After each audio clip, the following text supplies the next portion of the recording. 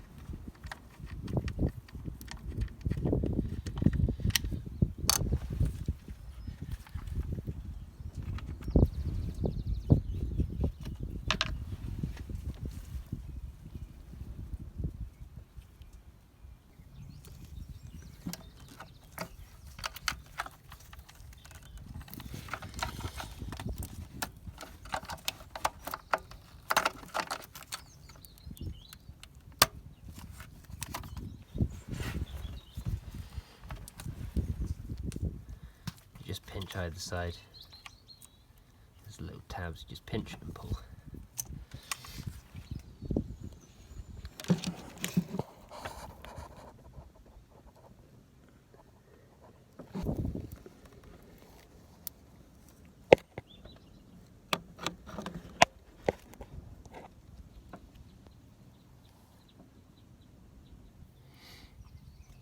So it's very tricky to see, but just down here you can see where the bolts are for the back of the intake, so you don't have to like just rely on your hands. You can see from the top where they are, so you can get a socket on it more easily. Makes life a lot easier. You just have to move the coil pack cables out of the way, but you should be able to see it just fine.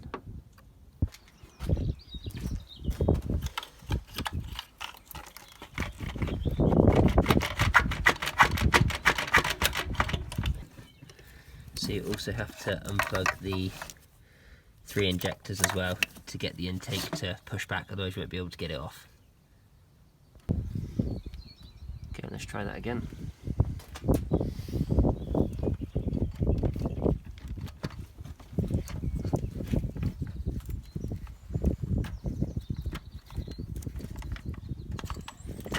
Just remove the valve cover breather.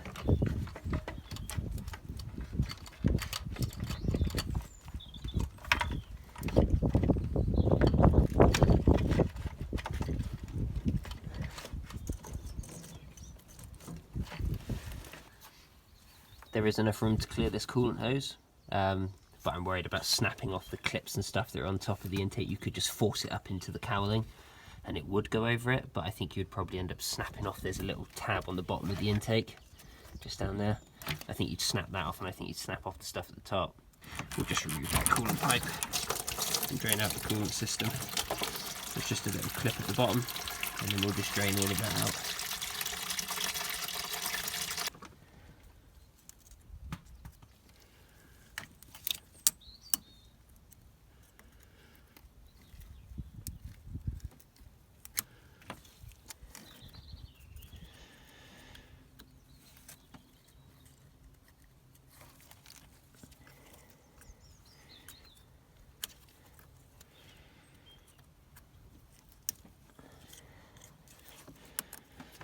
There we go.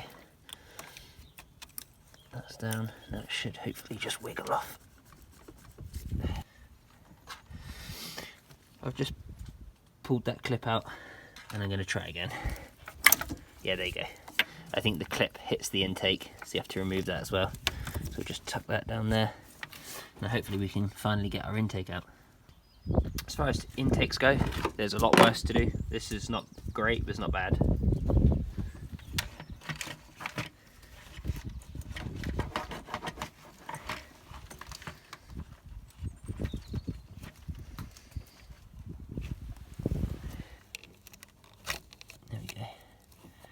Pull that. There's one last clip on the bottom of the intake on this side that I didn't see from earlier, so you have to just unclip that.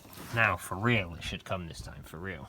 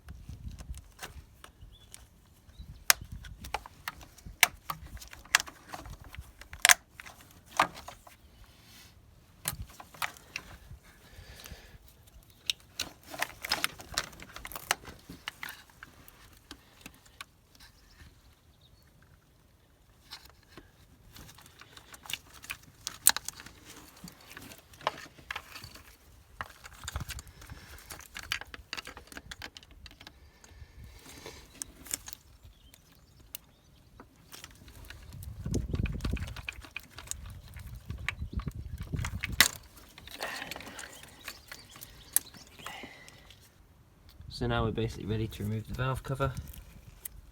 There's probably just going to be a couple of little clips like that and sensors and stuff ready to still come off. Probably will find one or two more, but anyway, it's just a series of 8mm bolts all the way around the outside.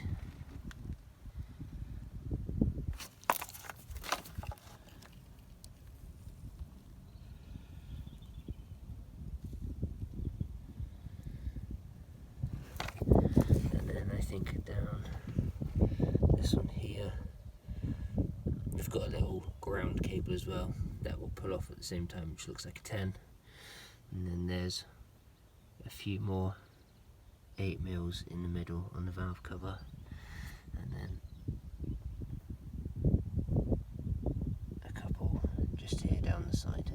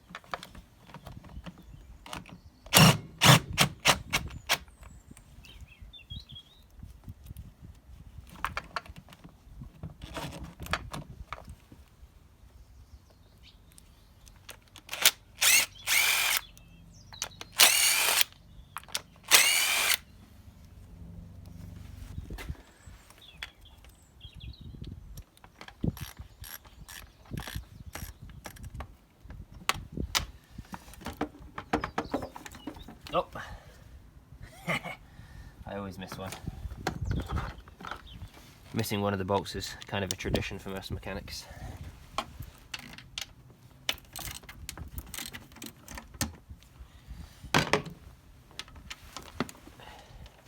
There's another 10mm in this corner.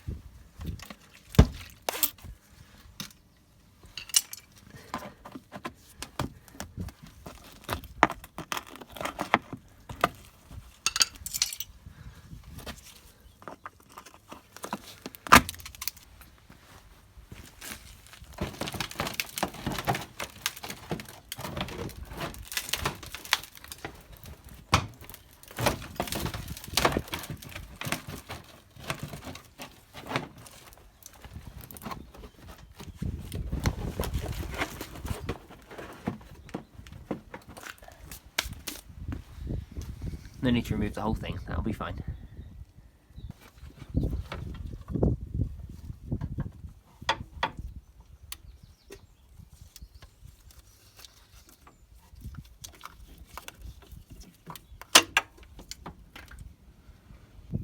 So just need to turn the crankshaft over now by 2 revolutions.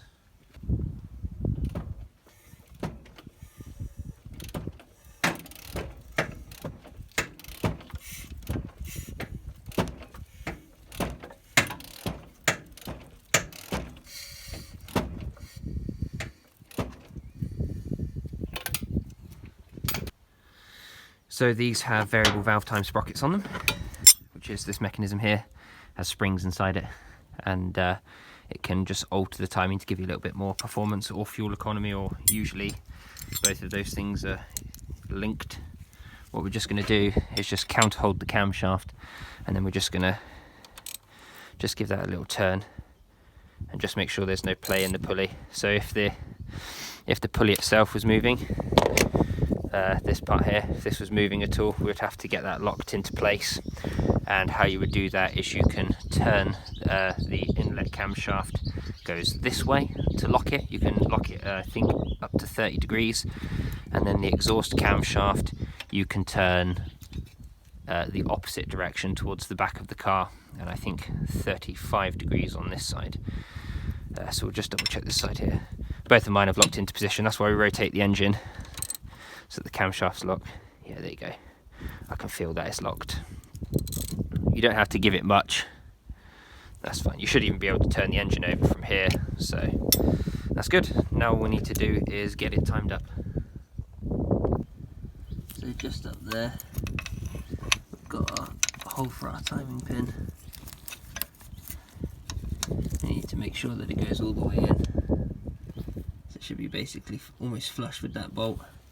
Make sure that it's slid all the way in, and then obviously try and turn over the engine, make sure it doesn't move. So if you've pinned up the crank and one side of the tool is sat up quite high, and then the other side is down flat, there's 2 holes in the flywheel next to each other, so all you need to do is just turn it over. I mean, you can turn it over from down there and keep your eye on this, and as soon as the tool starts to flatten out, obviously don't go mad, but just as it starts to tighten down, you just go underneath, and then you can slide the crank locking pin back in, and then all we need to do now is just tighten this up. And now the engine is locked and we're ready to go.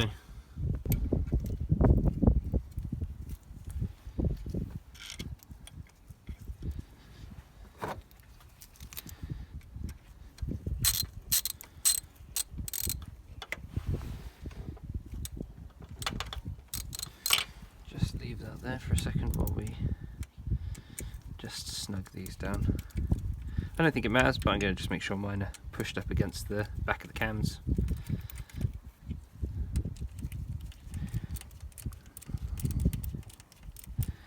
And we don't need to tighten them down loads, but we will just give them a quick nip. And then we just give this a quick snug. There we go, that's tight. Everything is fitted. Now we can remove the old timing belt and idlers and all that good stuff.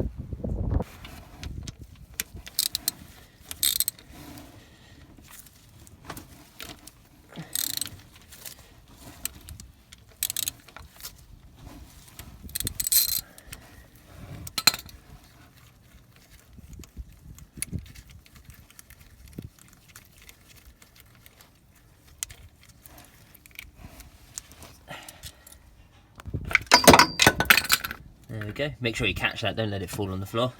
And then we can just take off our water pump belt here.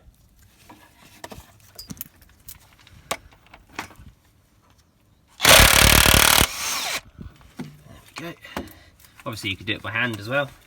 It's not super tight. You will need a breaker bar though, you wouldn't want to do that with a ratchet. So I've got that loose. We'll leave that in place for now. Now we need to remove this little cover just above it.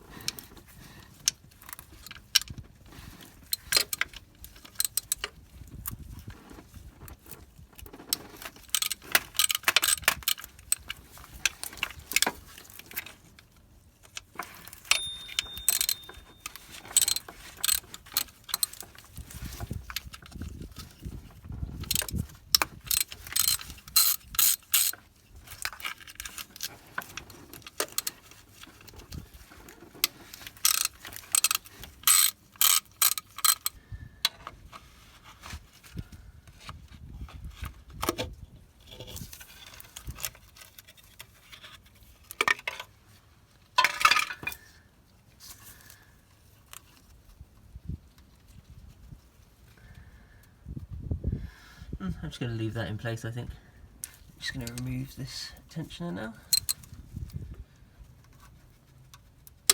There we go, and then the idler as well.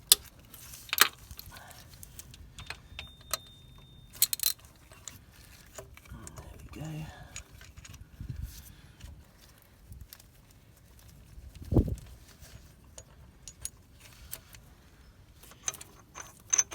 There we go, crankshaft bolt out.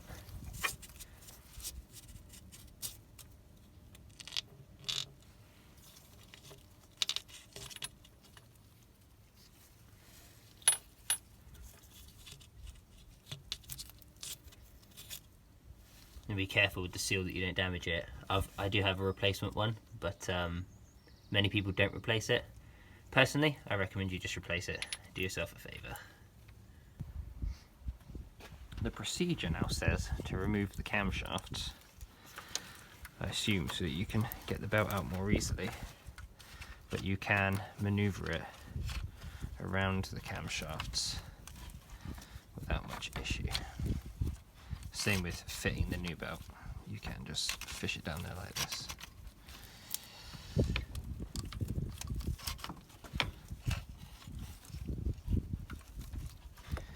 So we will not be removing the camshafts. Seems a little bit unnecessary to me. There we go. All belt out. Oh, I punched you in the head there, didn't I? Look how badly cracked that is.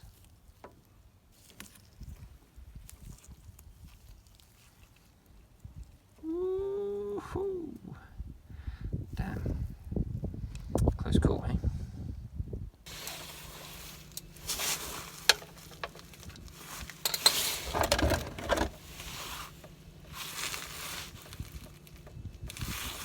Oh, gonna get messy, I know I am. Stupid thing.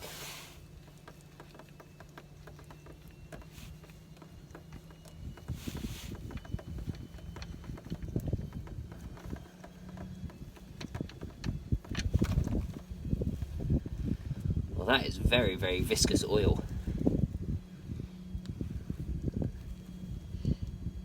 Very, very contaminated as well. Just let the majority of that drain out, and then we're gonna start dropping the sump. Get this oil filter off as well.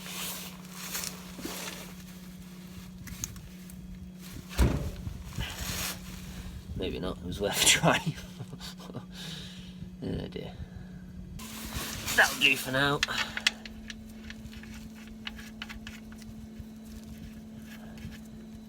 Put that back in to stop it from dripping all over the place. We'll have the filter off as well.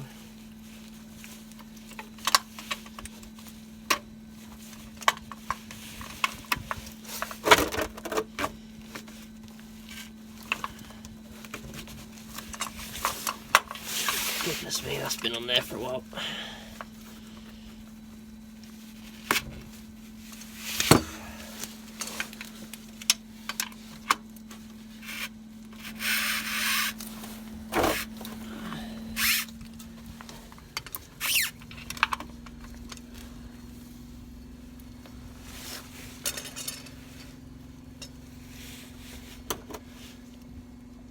Oh, there it comes. Just gonna try and just poke it off. Oh, I'm just gonna get covered in oil again, I know I am. You can let them drain out and then you won't get messy. I'm just impatient. Rather just get this sorted. Just gonna whip this sump off now. That's just gonna come flying off. That is going to come off so easy. I'm just going to impact gun that. Sometimes I go around and break them loose, but they're just going to come straight out. I know they will. I think what I'll probably do first is put on the new oil filter now that it's only dripping, and then I'll remove the sump.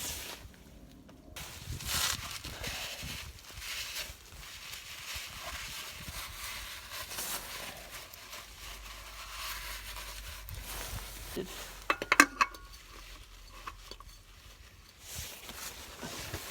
According to the side of this filter, it wants 20 Newton meters. I don't think we're not doing 20 Newton meters. No sir.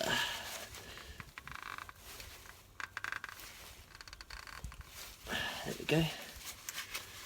Very good. And now we can remove our little oil drain and then we can undo the sump.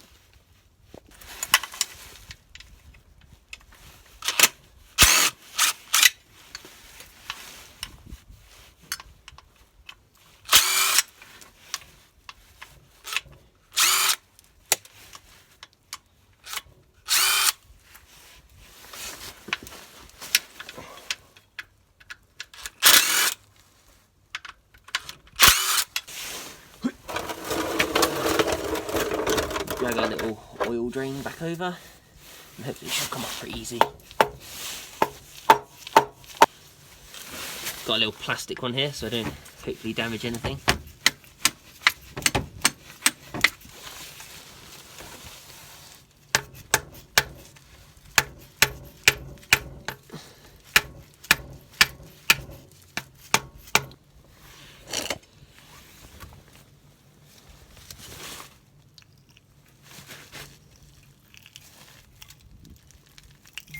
There you go, it's coming in.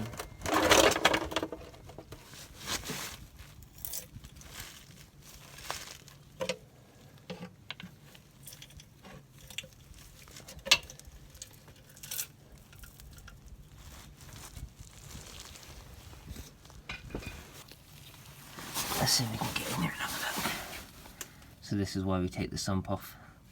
This isn't as bad as some, but anything that is blocking the oil strainer or that's stuck there is bad news. So we're going to give that a real good clean. There's a few bits of, I don't know how well it shows up on camera. There's quite a few bits, there's a few big bits you can see and then there's a few smaller bits that have dotted about there that show up in the light. When I'm shining it from side to side you can sort of see different bits showing up. So we'll give that a real good scrub and then we can put the sump back on and get the new timing belt fitted. But this is why we always open up the sump, just to have a look inside, make sure nothing nasty is going to happen a few hundred miles down the road. So you can see now, it's super clean. All the dirt is gone and everything. Try not to get any brake cleaner or any solvent or anything on the O-ring, and make sure the O-ring sticks out past the casting still, make sure it's not flattened. This one here is still nice and pliable, so it's safe to be reused. But just inspect that as well, pretty carefully. Make sure it's in good condition, it's not like cracked or anything like that. So that's good, now I can put this back in. We can put our sump back on after we've cleaned out the sump pan, and then we can move on. So this is where the strainer bolts up to.